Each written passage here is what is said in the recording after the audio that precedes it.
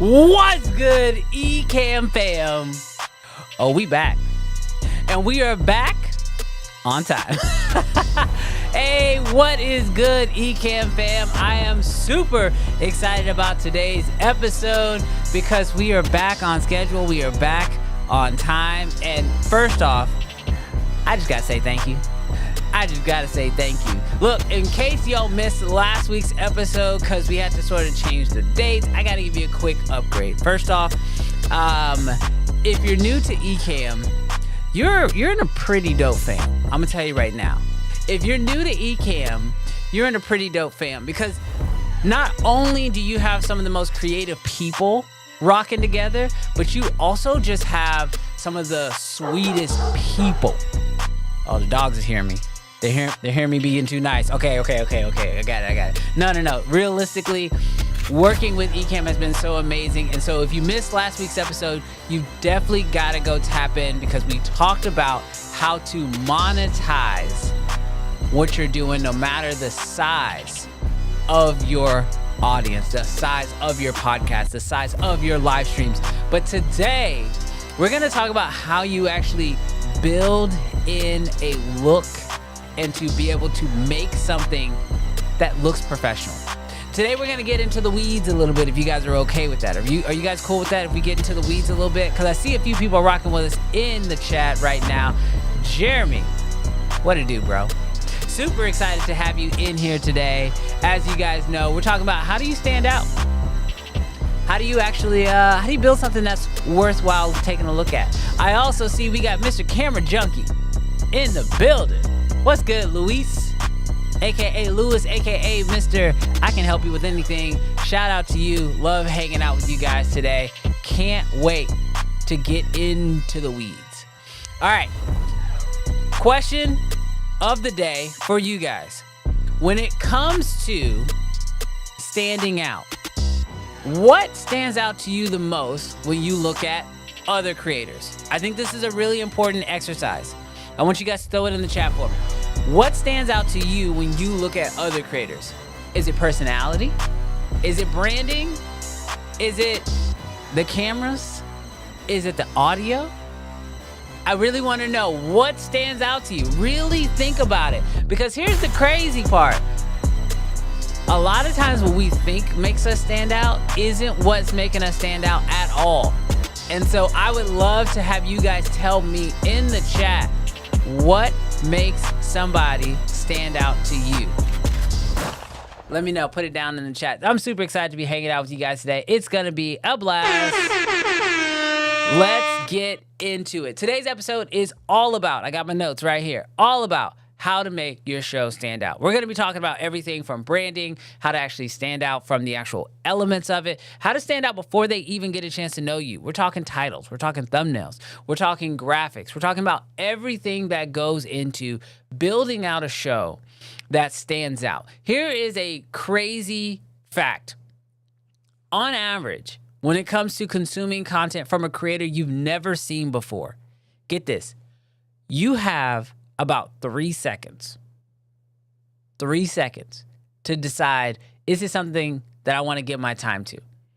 You make that decision in 3 seconds. And a lot of times I don't even realize that I'm making those decisions. But that's crazy that in less than literally 5 seconds, you can determine whether or not something is of value to you or not. And if you're going to stick around or not. And here's what's even crazier is when you start getting into short form video, like if you start looking at, TikToks, Instagram Reels, or YouTube Shorts, the time gets even shorter, which is crazy to think about. So when you start thinking about your ability to make an impact on someone's life, you realize I don't have a whole lot of time. So the question becomes, what do you do in order to maximize the impact you can make in somebody's life very quickly? And there's a lot of things that you can do where the thing I love about branding is it does take some time. It does take some work. But it's one of the few things that you can put time, work, and energy into, and it can permeate throughout everything that you do. For example, let's just take the nature of this production. I've got my microphone here. I've got my camera here. I've got lights set up. My computer's here. We got the Rodecaster here. That's how you hear all the amazing sound effects. We got it all right here. But here is the crazy part. All of this takes time to build the look that I want my audience to get, familiar with. This is a part of my brand. Part of my brand is the actual production value of the show. But the nice thing about doing this is once all this is set up, we're good. It's done.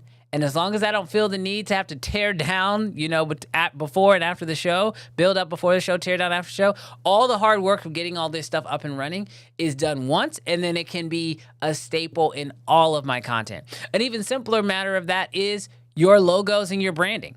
For example, you can see right down here, I have my name and my @handle for social media. So if you want to follow me on any platform, it's at @BWashMedia. And it doesn't matter where you're at. YouTube, Twitch, Instagram, TikTok, X is what they call it now. I'm never on there. But if you want to follow me anywhere, all of that is right there. And that is a part of my branding. Setting up the same handle across all social media platforms helps you so much with your branding. So we're talking about how you stand out and how putting in that work up front can maximize what you're able to do. Also, we're going to talk about how to make yourself easier to find. I have a story for y'all.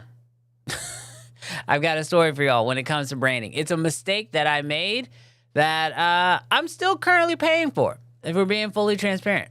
And so I'm going to teach y'all how not to make the same mistake I made and the lessons that I definitely learned through that mistake. And then we're going to talk about how you make it easy for people to say yes to you.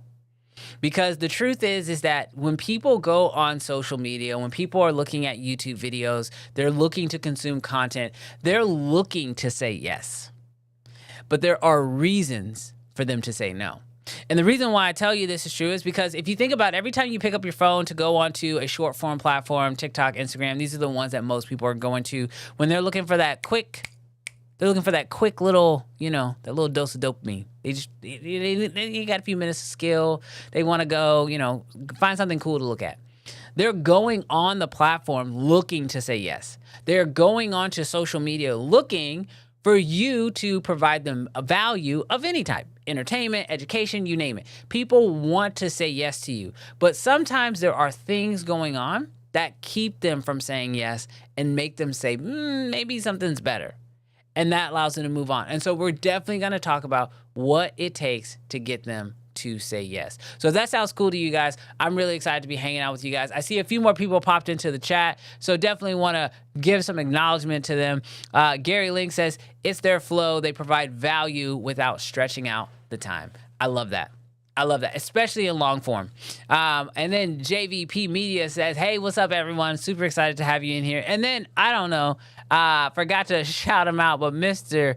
Moderator, aka Paul, is in the building as well. So throughout this stream, if you guys have any questions, do me a huge favor, put a Q and a colon and then put your question behind that. Paul will be able to moderate that as well, and then I'll also be answering those questions throughout this entire live stream. So now that we've got the basis down, let's go ahead and talk about what it takes when it comes to packaging a show that stands out. Here we go. First off, the first thing you want to think about is that you want to build an incredible show. I know that sounds simple, but I think a lot goes into that. See, here's the thing. When it comes to creating something that you love, something that you enjoy, right? The one thing that you really want to focus on is how do you build something that is incredible that's going to bring people coming back? See, the thing about building a show is there's a lot of elements that you can reuse over and over again. As we mentioned, having certain handles, certain graphics, this layout, all these things are things that you can keep reusing. And so when you're building out your show, you want to build out something that aesthetically looks pleasing, but more importantly, sounds pleasing as well. Because as a lot of us know, audio is actually a little bit more important than even the visuals, because people will watch a video that sounds good but looks kind of bad, but if it sounds terrible, they out, guaranteed. So I'll tell you, when it comes to building out your show, you want to start off by putting in a little bit of work to that production, especially when it comes to audio. The other thing that you definitely want to keep in mind is that you want to build a show that is targeted to a specific audience. We've talked about this in other lessons, but you want to build a high quality show that is designed to speak to a very specific group. In our case, we have a show called Uncensored. We do it every single Friday, and we absolutely love it, but it is unapologetically a show for filmmakers and gearheads. We primarily talk about video related topics, and we talk about video related pieces of gear. And it's for people who love to nerd out and laugh and have a good time. If you don't like to laugh and have a good time, you're probably not going to enjoy our show. And that's okay. We built the show that we personally wanted to watch. And so when you are building out your show, it's really important to make sure that you have all these things in mind, because they are going to 100% allow you to figure out how you go about building out that show, whether through branding and packaging, to make it actually stand out. If you know why people are showing up for your show and the purpose of your show, it drastically changes everything you do. For example, I'll give you guys a little bit of insider information when it comes to our show.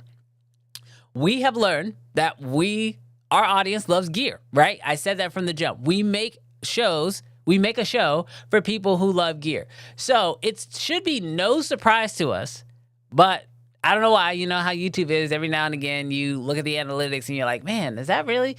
Let's try something new. And then it teaches you real quick. Nah. The thing you thought you knew, you know. We have learned that whenever there is a camera in our thumbnail, the video performs better. Now, I know that may sound obvious from the outside perspective, but when you're playing around with thumbnails, and we're definitely going to get into, some thumbnail stuff later, you realize really quickly where the value is for the audience. Logan says he knows his audience loves Lumix just as he does. All right, see, this is what happens when your audience shows up. They come in and they try to derail your whole live stream. No, I'm just kidding. Love you, Logan. But like Logan was saying, I do know my audience, and they also know how I feel about Lumix, and I know how they feel about Lumix. But I also know that, I'll tell y'all, tomorrow, it's going to be some pretty big Lumix news.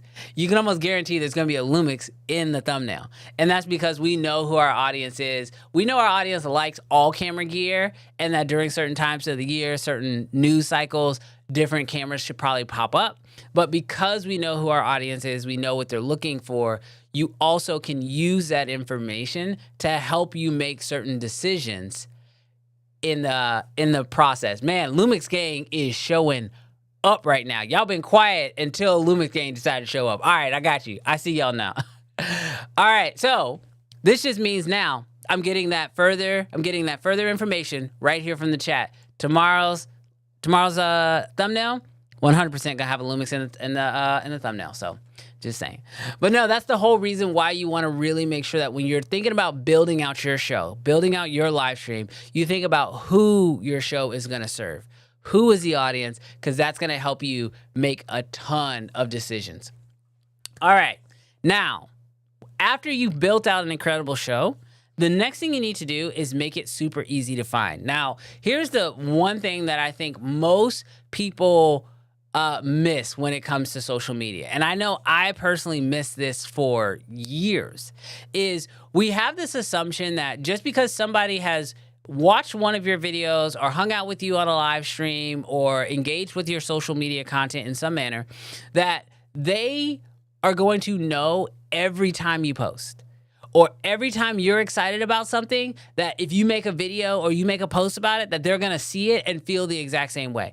And the truth is that doesn't happen. And if we really think about it, even on the largest scale, most companies don't make those assumptions. So the reason why I bring this up is if you think about a Marvel movie, right?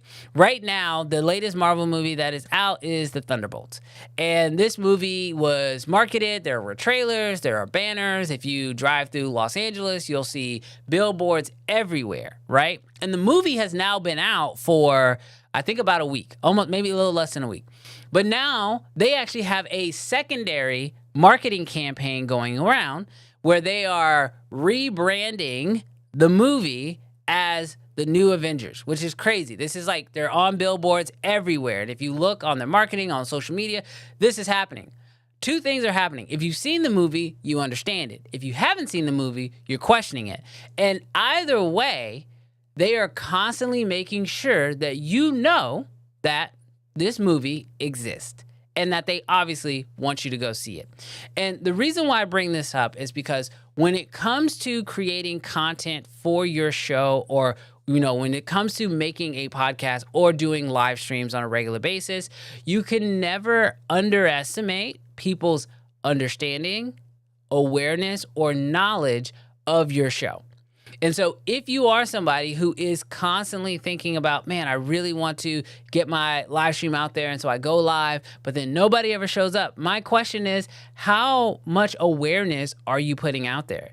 You want to make your show as easy to find as possible, which means that this is where it comes in handy to be able to repost content on other platforms like Instagram, TikTok. We've even talked about doing YouTube Shorts.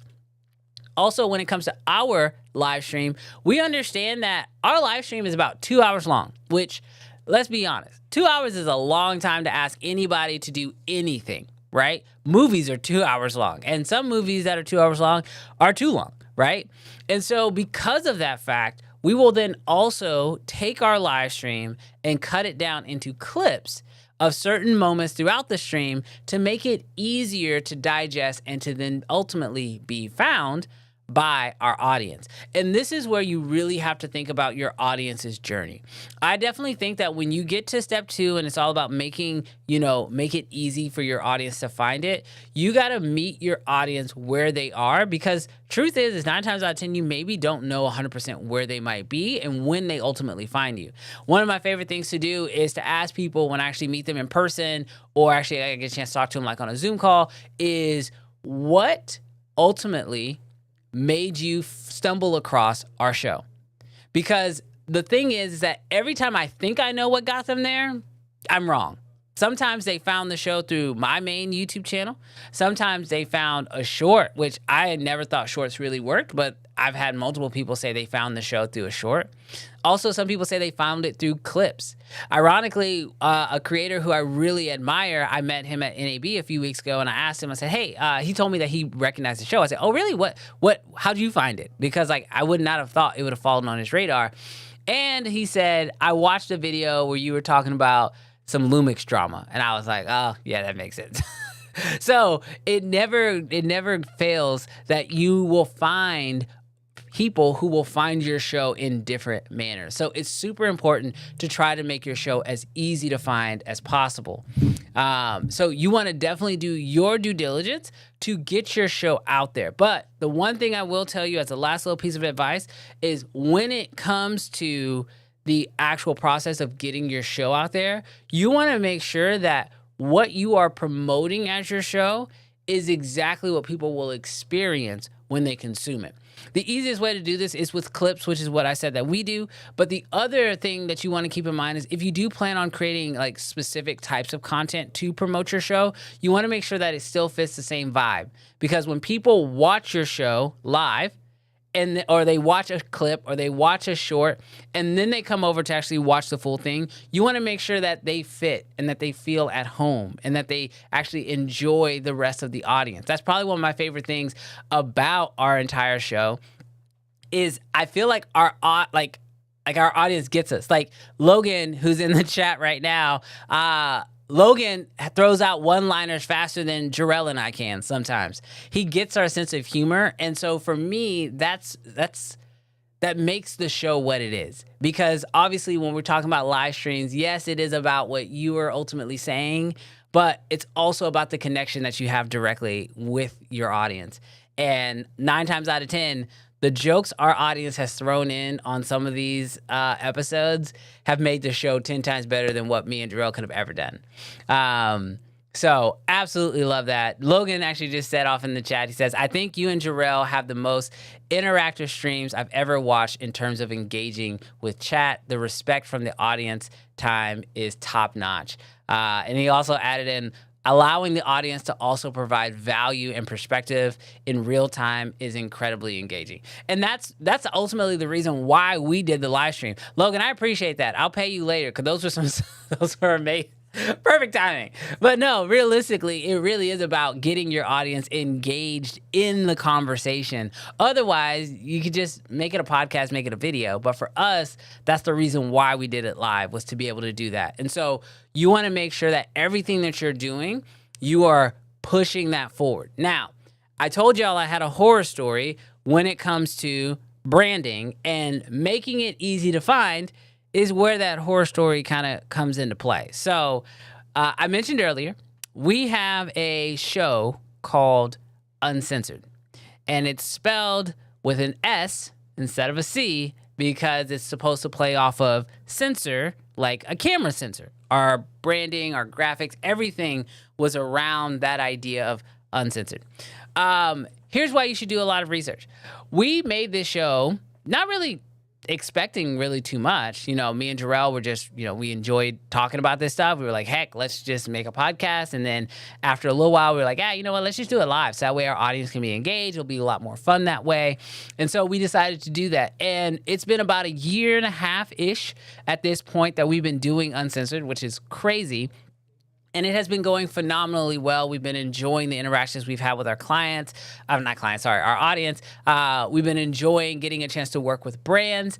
But here's one of those things. We recently realized that trying to search up our podcast, Uncensored, can be a little bit of a difficult process. And this is why I say you got to look at it from your audience's perspective. For us, we know how to find our stuff very easily, and our computer holds most of the cookies to make it super easy to find. That said, when someone new tries to recommend our show, it could be a tough thing to actually search for on YouTube, because YouTube will serve you things that, is not what you're looking for. And so we are currently in the process of sort of rebranding. And the reason why I tell you guys this in a very real way is, when we started this show, we never really thought about it being like this thing that actually could, take off. We were just trying to have fun with it. And I know a lot of us, we start our creative journey in that same manner. And so something that I've done for other things that I've did, but I don't know why I didn't really consider it with this one, is you want to start it with the idea that this could be something huge. Because that's the nice part, is that you never know how amazing things can go. And so you want to really be careful about how you brand it, how you title it, those things. And so we're currently in the process of sort of changing our name. And so I've always kept it 100 with you guys, kept this show very real, kept it a buck, and always want to make sure that I'm very honest with you guys. This is a mistake that we personally made. And so, but the hard thing is our audience knows the show as Uncensored. You know what I mean? Ask anybody, what do we do on Fridays? We're on the Uncensored show. It's just a known thing. We have merch at this point with it on there. And so we're trying to figure out how we handle that search and make it search friendly. So I strongly recommend that when you guys are thinking, even if you're just getting started, really consider what this would look like if this took off and was a 1 million subscriber show and had all the eyes on it in the world. Really take that type of an approach with it, because you never know, with the right people, with the work that you're willing to put into the show, it really could take off and be something of value. So I would just strongly recommend you guys just learn from our mistake. And Jeremy says, Uncensored, your show, did show up a little down the list when I looked it up a while back. And that's because it's technically misspelled, which for us, we thought we were being clever. I think it's a little clever. Realistically, I do think it's a little clever, but we have to learn, and we have to learn those lessons. And so that's one of those lessons that we personally had to learn, and we wanted to share it off to you guys. Now, the next thing is, like I said, you have to make it easy to find. And then the next one is you have to make it easy to say yes to. When it comes to content, like I said, when people show up on a platform, they want to say yes. When they're looking at a bunch of thumbnails, they're looking for the thumbnail to say yes to. And so it is super important that you are very clear in your marketing, in your branding, and in your messaging. And so one of the things that I strongly recommend is always try to simplify if you can. And so what I mean by that is when you're looking at your thumbnails, you want them to be simple. clean, and directly to the point. If you're talking about a camera, make that camera nice and big in the frame so that way people know exactly what this video is about and it's very clear. If you're on camera and you're talking about something, you want to speak very clearly. We love our inside jokes on Uncensored. We absolutely do. Shout out to Panasonic making TVs. But I will say, when it comes to, going live and doing a show, you want to make sure that if somebody is dropping in for the very first time, it is very clear what the show is about, who the show is for, and the value that they are getting out of it.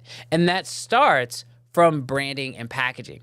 A lot of people think that, when the video first starts, that they have to immediately start telling, basically regurgitating the title and the thumbnail. But what a lot of people forget is that in order to watch a live stream or a YouTube video, or even consume a podcast in a lot of cases, you have to consume another piece of media first, which is the title. And on YouTube and, Twitch doesn't even have them, but like on YouTube, it's definitely a thumbnail. And so if you know that somebody is consuming the title and the thumbnail before they click on your video, you can sort of start it with that context being set.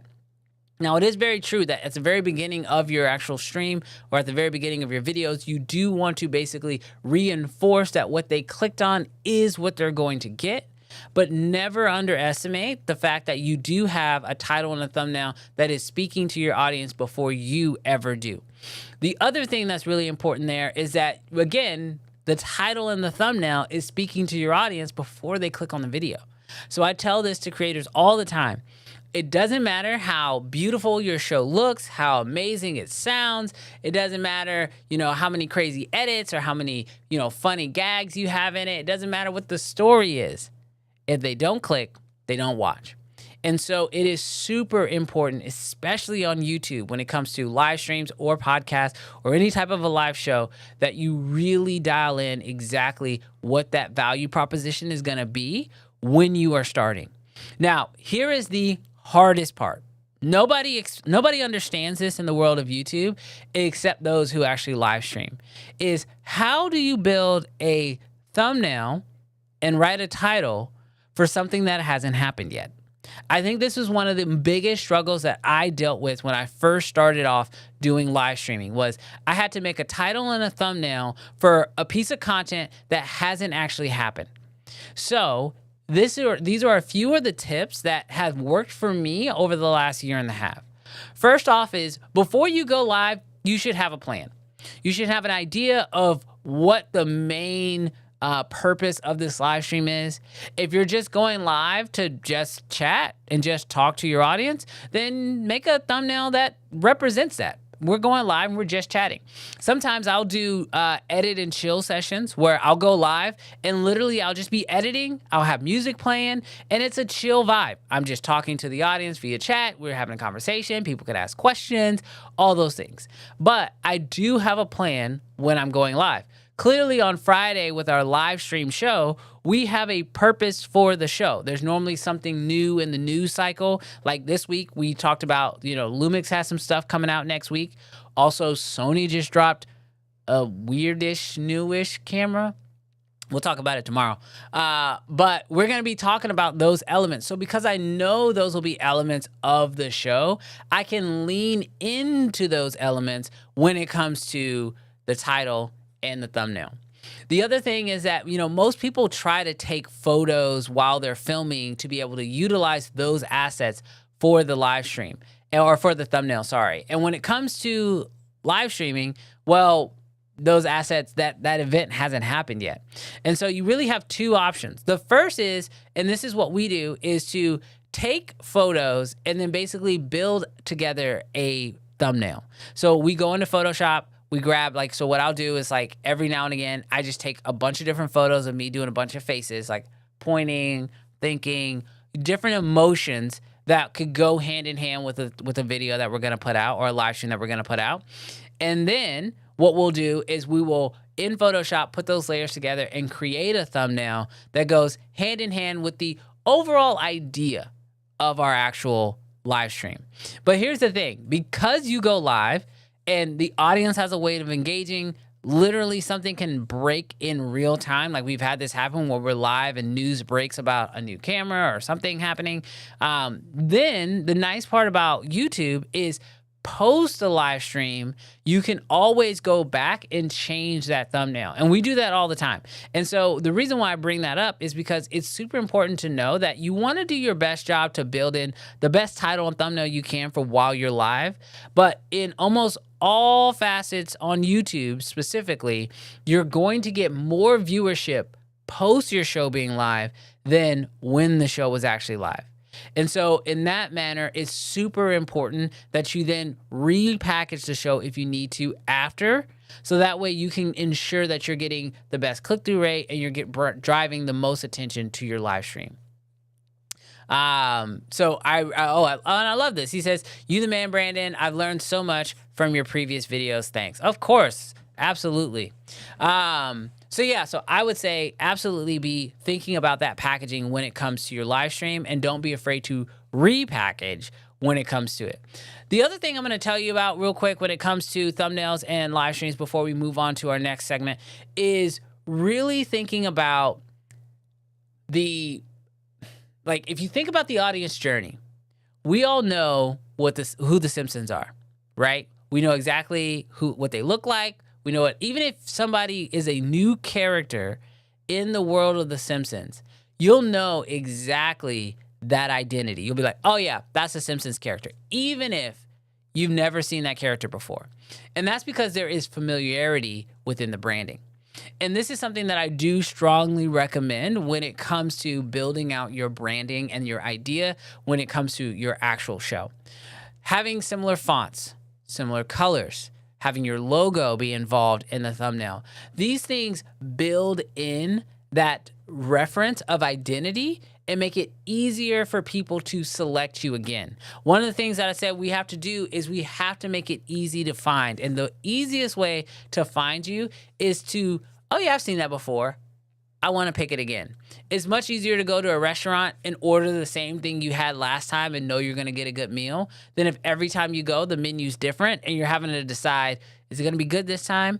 So it is so important that when it comes to figuring out your branding and building out those thumbnails, you want there to be a certain element of familiarity that makes it much easier for people to come back and choose to consume your content again because they remember, oh yeah, this is from that same channel. I like their stuff. I want to keep watching their stuff. So that is something that I absolutely recommend that you do. All right, so now let's go ahead and talk a little bit about creating that recognizable brand for your live stream, starting off with having certain segments and graphics. Now, I've shown you guys these on my streams before, but it is so important that when you are doing your show live, that you have familiar graphics. Like, for example, I can go into a full camera view just like this, which is very easy for you to see. This is what most people have when they're live streaming. But if you have certain elements that allow you to, bring people in and be able to have certain things, like if you want to have, like I mentioned before, have your name and title pop up on screen, have certain color elements being around, creating a border, things like that. That's going to get people something to be able to go back and look at and be able to recognize it, even if you are in a situation where somebody clicks in and they start watching the video and they don't necessarily know what the video is about. When they get that familiarity from the show, they immediately know exactly what they're getting. And I've seen this happen, even just from having your host set up in the same place. There are podcasts that will move around, they don't have the exact same system. I personally think that makes the whole process more difficult. But if you do set up an area where you're filming constantly, this becomes recognizable. Like my audience who consume my content, whenever I live stream from this camera, they recognize, Goku back here. They recognize the wood slats with the colored walls here. They recognize this set. And I will tell you, you can choose to change your set, which last year we had a set. And then we decided to change our set when we went into season 2 of Uncensored. And when we made that change, funny enough, not everybody liked it.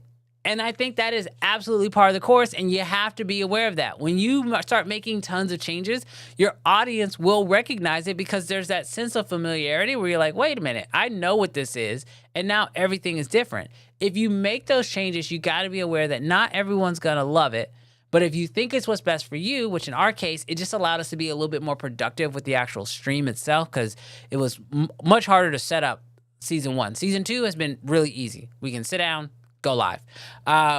If you're doing it for that reason, then you have to know that going into it. But just understand that familiarity definitely helps you. Shout out to you, Ty. What's good, Creative Fam? I see you in the chat. Just got to give you some love. And then Uncle Todd is back in here as well. So shout out to you, brother. All right. So yeah, you definitely want to make sure that there's familiarity in your setup, but then also with your graphics. This is one of the reasons why I love live streaming even more than sometimes making videos, is I feel like with every video, I almost have to make brand new graphics. But the nice thing about live streaming is that you can reutilize those same exact graphics from stream to stream to stream. So even like on our main show, we'll have segments where if somebody subscribes, there's like little moon men that run across the stream, or if there's like an after party stream, we have graphics that'll pop up for that reason as well. And so it's super important that you have these graphics, and when you utilize them from week to week, your audience again builds that familiarity, and then there's value in that. Now, this is where for me, Ecamm has made my life so much easier. You know, inside of Ecamm, there are so many features. They have, obviously features to be able to switch cameras. They have features to allow you to obviously go live and even record videos. But when it comes to the graphics and adding overlays, you can absolutely do all of this in Ecamm. And this is something that I have done and that I'm sure some of you guys have probably heard other teachers within Ecamm talk about. But when it comes to different shows that you do, I build different profiles. So for example, because we are currently doing Anatomy of a live stream, when the show first starts, there's a entrance screen and music is playing, and then there's a bumper and then music plays after that and it switches and the logo is here. This is all inside of my profile, which is Anatomy of a live stream. However, if you do other shows, it is important to then have different profiles for those. And you can even have sub profiles. So if you're an avid Ecamm user, you'll understand exactly what I'm talking about. But inside of the profiles, like for example, for Uncensored, we have a profile for episodes where it's just Jarrell and I. We know we're not bringing in a guest, so we don't need those additional layers. We don't need those additional assets. And it also makes it much easier for us to be able to go through all of our scenes and settings. However, for our same exact show, if we know we're bringing in a remote guest, we have a different profile for that one. The other thing is we, from time to time, will game. We'll go live on a Monday night and we'll do a little gaming stream and just kind of have some fun. I have a completely different profile dedicated to gaming, so that way I can bring in cameras from my capture card and from my PlayStation for that matter. And so the one thing that when it comes to building out these things is knowing that if you build out a really solid profile, my favorite feature, or not necessarily my favorite, but probably the feature that has saved me the most time, is you have the ability to then duplicate that profile, which then ultimately means everything you did once, you don't have to do it again. And now you can bring in all those graphics, all those overlays, and now you can tweak them for the second show. Because in fact, even this Anatomy of a live stream profile that I'm currently using is a tweaked version of another live stream where I used to do live streams every single Tuesday night, and it was sort of like a just chatting Tuesday night live stream. This profile here is a tweaked version of that one. And so by utilizing these graphics, it just allows you to really maximize your time and allows you to save as much time as possible. So that way you can then utilize that time for something else, which in my case, it's always trying to figure out new ways to engage with the audience and really stand out. So that is something that I would strongly recommend each and every one of you absolutely add into your flow. Ty says, Ecamm's multiple profile feature is clutch. And it really is. Ecamm's feature that allows you to switch profiles, like you could go crazy with them. One thing I love doing is every now and again, just duplicating one and just start playing. Just start playing, moving stuff around, tweaking it. Because the nice thing about it is if I like it, then great. That becomes the new go-to profile. And if I don't like it, I can always delete it and then just go back to the original. The other thing is if you ever are in a situation where you're using multiple computers, like for example, I have a Mac Mini right here that I use to live stream from the desk, and then I have my MacBook in the back office that I use to live stream for Uncensored. And if I'm building profiles, the nice thing is that you can also save and export out profiles and import them into another one. So if you do have multiple computers, you can share profiles, which I find really comes in handy and is super clutch.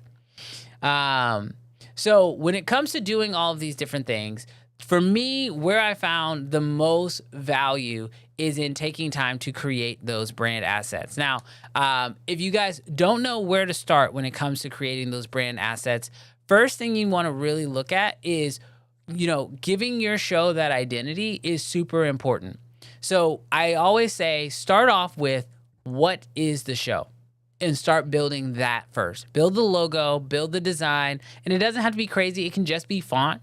For us, Uncensored, the logo is basically just a font. It's a font with a square around it that looks like a camera sensor. It doesn't have to be super complicated. But what that does is that same exact font, which in our case is Gotham, that same exact font is the same font that I use across all my branding. So that's literally the exact same font that's here. That's the exact same font you'll see in pretty much everything that I do. And that allows me to not have to think so much about what needs to go into the branding, what needs to go into it. So by simplifying, even starting with the logo, it's going to help you make a lot of decisions. It'll also tell you what colors to use. For Anatomy of a Live Stream, one of my brand colors is red. It's in everything that I do. As you guys can see, this microphone is red. That microphone, it has a red dock pop on it. I have another microphone over here with a red dock pop on it. So when we started building this out, one of the questions was, well, what is the brand of Anatomy of a Live Stream needs to look like? And I immediately knew, it needs to be red. That's the colors, red and black. And then if we need to mix in a third color, we normally go white. And so that makes it very easy to make a lot of these decisions. And so by starting off with what is the actual logo and design of the show itself, that'll help you inform a lot of the additional decisions. The other piece of advice I'll give you when it comes to coming up with logos and design, 100% ask your audience. I'm not even kidding. Ask your audience. We have members on our stream. We have, in my opinion, obviously I'm biased, but we have the best members inside of the Uncensored crew, inside of Creative Fam Live. And when we were thinking about changing the name of the channel, we did a members only after party stream where we just talked to a few of our members. And at first we were a little nervous about changing the name of the channel because we were like, doesn't make sense, but is Uncensored really hard to find? And so we thought we were having this experience. We got on that call and we asked them, we were like, hey, so we're thinking about changing the name of the show because it's hard to search. And unanimously, everybody on that call was like, yeah, that makes sense. And also things that that we had experienced, but we never had said publicly was that brands were a little cautious. And so it was they were like, yeah. And on that call, they told us, they were like, I bet brands are probably a little cautious too. And we're like, yes, that's exactly what we're experiencing. And so what was crazy was just being able to talk directly to our audience and not really I really even hate calling them our audience, but hanging out with our friends after the call, we really got a chance to ask their opinions. And so if you're not sure where to go or how to make additional changes to your branding or what do you think will work within your channel, then I honestly say ask your audience. And if you are just getting started and you don't have a huge audience just yet, use your other platforms. I do this all the time on my Instagram stories. I'll post this or that, and then I'll allow them to do a poll and tell me, especially when it comes to things like thumbnails. We don't do this for the live show, but for YouTube videos that I'll do, I'll post both thumbnails onto my onto my Instagram stories, and I'll have people vote. And the nice thing is it actually does two things, or does a few things actually. One, it sort of pre-promotes what you're doing, right? So by asking people for their opinion, it sort of is pre-promoting what you're doing before you do it. It also takes a lot of the pressure off of you feeling like you have to make every decision because now you can allow your audience to help you. And then the third thing that it does is it offers another level of engagement. I mean, personally, like Logan was saying earlier, one of the things I think our crew really loves, like the creative fam really loves about the show, is that they have direct input into it. And that's what we wanted. We wanted to build something that was more of a community. It was less of us just telling them what our thoughts are, because we want to hear their thoughts as well. And a lot of times their thoughts will sway our opinions also, because that's an awesome part of about having a live stream, is that you can have your opinions change in real time. But by allowing the creative fam to have a say in, even like, so currently we've changed the YouTube name of our channel from Uncensored to Creative Fam Live, because we're rocking with the Creative Fam and we do it live. And so literally that name came out of talking with some people within our crew, within the Creative Fam, and them giving us some input on what they think the name of the channel should be, because now that becomes much easier to search. So now if you're looking for our channel, they can say, oh, where can I find your channel? Oh, just look up Creative Fam Live. Okay, cool. And so they can look that up and find it. And so that's much easier to tell people to go look up than, hey, go search Uncensored, because Lord knows what they will actually get in return. So when it comes to branding and creating your live stream show, you absolutely want to take a few things into consideration. Just to quickly recap, you want to first start off by building that incredible show. You got to know what your show is before you can even start the branding process. The next thing you want to do is make sure your show is then easy to find. Make sure everything is clear across the board, across the books. You know exactly what it's going to take in order to actually execute. And that way you can then put those things in everything, whether it is a flyer, whether it is a Instagram story or Instagram post, Reels, TikToks, you name it. It's very clear what you're doing across the board. And then the other thing you want to do is make sure that all those decisions make it very easy for people to say yes to your content. The easiest way to get somebody to say yes to it is that they've said yes once before and you're making it easy for them to come back. I tell people all the time, it is so much easier to keep existing people watching your stuff than it is to constantly be trying to find new people. Because the truth is that when it comes to this type of thing, you don't need a ton of people. You just need a few people that you really, really rock with, and you'll be surprised how far you can go with that crew.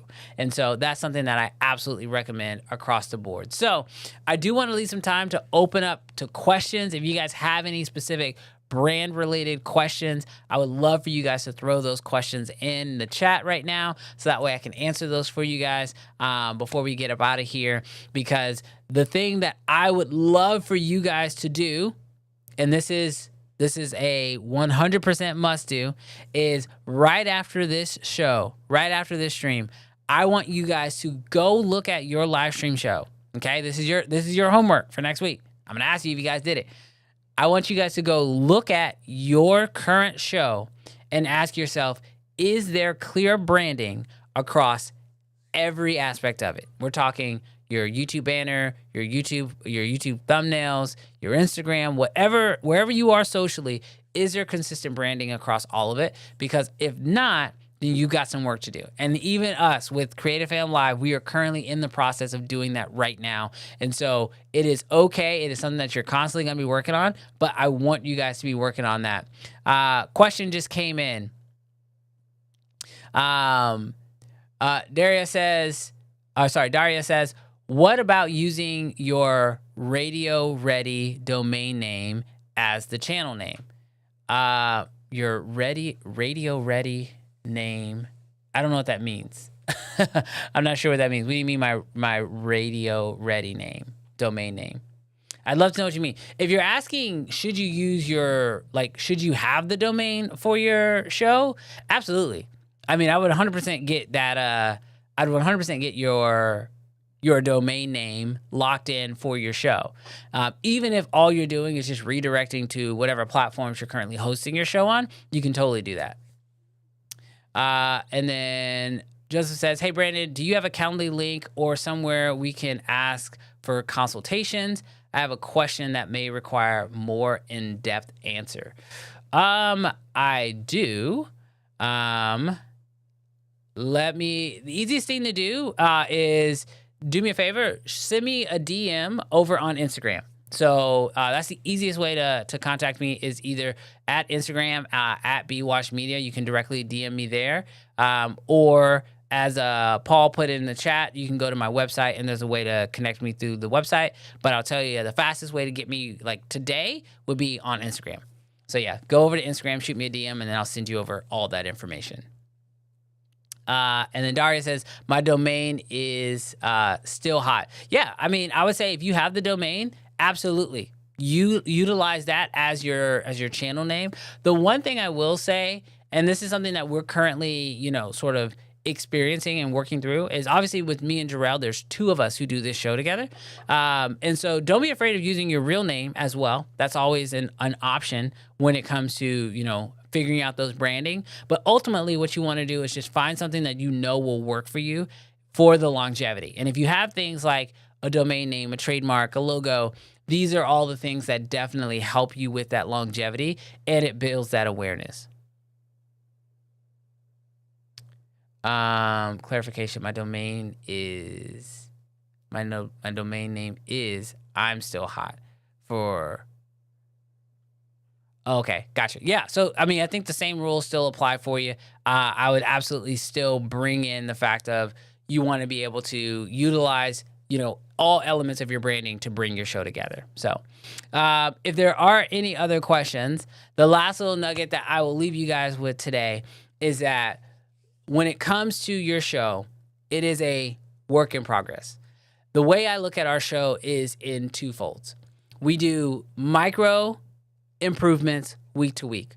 These are little things like adding a graphic here, trying out a new segment. Like we have a new segment we just started rolling called What's in the Box. It's probably one of my favorite segments we've ever done. Every week we sort of open up a new product. Like I told you, we're a bunch of nerds, a bunch of gear nerds. We just want to open up new boxes and play with new toys. And so we got a new segment called What's in the Box. Creating those weekly little adjustments, especially if your show is a weekly show, is super important. Find new ways on a weekly basis to just tweak your show and try new things. Never get stagnant. Never be afraid to experiment. That said, sometimes there are big changes that you want to make, right? And so like for us, when we went from season 1 to season 2, we changed sort of the layout and the look of our show. When you think that you want to make those big changes, one thing that actually Doc recommended to us is that, a lot of times the audience won't necessarily understand what those big changes are for or even the value of them. And that's okay. If you're making those changes for you, then you're making those changes for you. But it's really important that when you do start making those changes, that you allow them time to foster. Right now, like I said, we just changed the name of the channel. We had to make some additional adjustments to our marketing. And so when that happens, understand that if you make a huge change, there is a chance that there will be a slight dip. And that is because that familiarity is kind of gone, right? But it's okay. You got to ride the dip and then read the information and get that feedback to see, is it just a familiarity change? And so you got to rebuild that familiarity or not. So just be aware of that. I know I'm telling you guys to, adjust your logos, make some changes within your branding and your packaging. Just know that when you do start making those changes, if you see a dip, that doesn't necessarily mean that the changes you made were a bad thing, but it can just mean that people need to rebuild that familiarity. Jose's question said, I think it's Jose. Sorry if it's not. When bring on a guest in a live stream, is there a way that they can use their DSLR camera instead of their phone as a camera option? So yeah, there's a few ways inside of Ecamm that you can actually do that. The first is if they just have their DSLR hooked up to their computer and can use it as a webcam inside of Zoom, then you can send them a Zoom link and you can bring them on as a guest via Zoom. And I have found that within Ecamm, that has been my best experience. So the way I tell most people to do it is like, if I'm going to add them on as a guest, go ahead and set up their Zoom. And inside of Zoom, you can connect, an external camera, DSLR, whatever. If they're trying to hook up a DSLR mirrorless camera, they might need a capture card on their end, like the other person, like the guest, they will need a capture card to be able to go out of their DSLR into their computer. But once they do that, their computer will just identify that mirrorless camera, or that DSLR camera, as an external camera like any other webcam. And so at that point, if they can access it via Zoom, then you can bring them in to an Ecamm call. Now, that's not exclusive to Zoom. Ecamm also has the interview feature, but I have found that I've gotten a much better experience with Zoom inside of Ecamm, and it's just a little bit easier for the guests to be able to test it on their own, because anybody can download Zoom on their computer and then be able to test and make sure that their camera's working. Exuberant says, "What's up, Brandon? What is the maximum amount of people you can add to a live stream on Ecamm?" That is a great question. I'm pretty sure it's 8. Paul, can you confirm that in the chat? Because I know when you go in and you actually start identifying placeholders, I think I can actually, no, I think it's 10. I think you can actually have 10 guests in at a time, but I'll let Paul confirm that for me. But it's quite a few people. We had at one time on a stream last year for the holidays, I think we had about 6 people on the stream. But I will tell you, when it comes to adding that many people to the Ecamm stream, 100% Zoom is going to be the easiest way to do that, because when you start bringing in large amounts of people onto your live stream via Ecamm through the interview, your computer has to basically encode all those different, video feeds, versus if they come through via Zoom, it's just Zoom handles most of the processing on the encoding side, and then it's just bringing in that video file from Zoom. And so that's definitely the way that I would do it. So I was kind of right. I was kind of right both ways. Mr. Moderator, aka Paul, says 10 through interview mode and then 8 through Zoom, but it's unlimited if you use the active speaker in Zoom. Yeah, so there's actually an entire video on how you can do that within Zoom, because basically you could have as many people as you want to inside of Zoom and then sort of start bringing them on as like whoever's speaking, they are who pops up, and then you can have that as the camera source basically inside of Ecamm. That's a whole nother lesson, and there is a video online, so I would literally just go to YouTube and type in active speaker Zoom inside of Ecamm, and it'll walk you through exactly how to pull that off. So hopefully this episode has been incredibly valuable to you guys. I'm glad you guys had some questions and I was able to get those answered for you. Ultimately, now is the time. We are getting close to the end of this 8-week series, which is crazy. The time has been flying by. So now with the next few episodes, I'm going to be holding you guys accountable. Next week, I want you guys to start sharing with me what your shows are, because I want to start looking at them and seeing how you guys are implementing some of the things you guys have been learning week to week in your very own shows. So thank you guys so much for hanging out with me today. It has been an amazing time. This entire show just flew by. By the way, Exuberance, he just put the link to the video in the chat, so you have that. Shout out to everyone who's been rocking with me. Shout out to you, Luis. Good to see you in here, and I will catch you guys next week. Thank you guys so much for hanging out. Laters.